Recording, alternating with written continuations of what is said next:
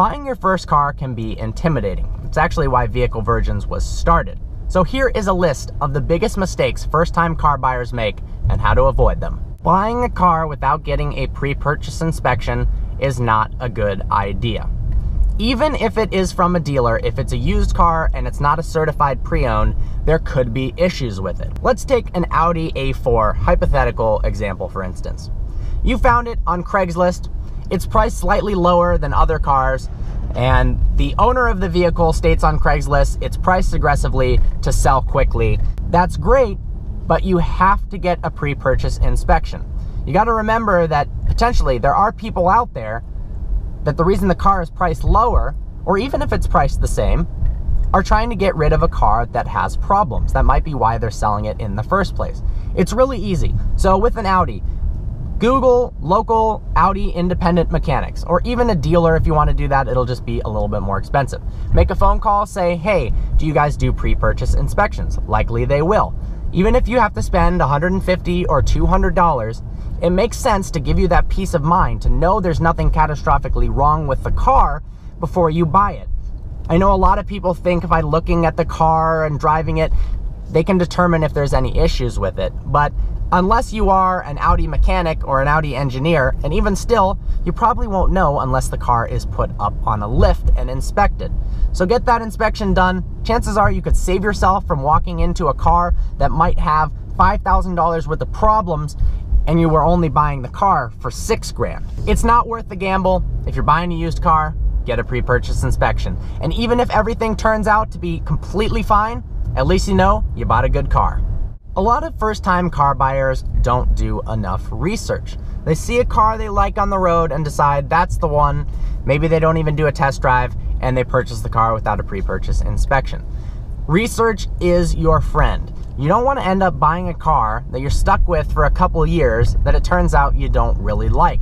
Resources like Vehicle Virgins, Kelley Blue Book, Motor Trend, Car and Driver, there's tons of magazines and YouTube channels out there. These websites will provide some insights on what the car is like to drive and own, and even maybe provide you with some alternative vehicles that turn out that you like more than the one you thought you did at first. Buying a car without test driving it. This is one of the biggest mistakes people make, especially with the variability between each, even of the same make, model, and year.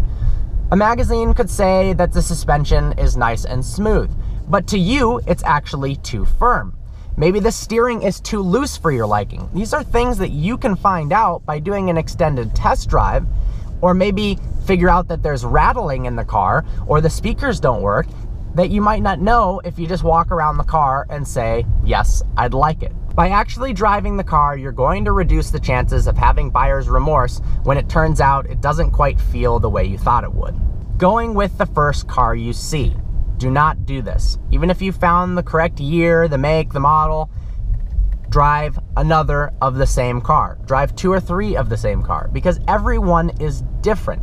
It might rattle more than another. One might be slower than another. When I went and test drove E39 M5s, for whatever reason, whether it was bad maths or carbon buildup, some were faster than others. That's stuff you want to find out, and it just takes a few more hours or a few more days to get you a better car. You can also use test driving and looking at multiple of the same car to your advantage in terms of negotiation. Let's say you found an Audi A4 for $5,000 from one buyer, another is charging $6,000. Maybe that one's the better car, but you can negotiate them down to $5,000 because of the other one available on the market.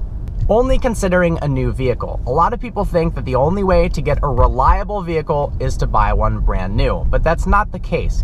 Even if finance deals are looking great and lease deals are looking great, of course, there's a time and place for that. Sometimes it makes sense.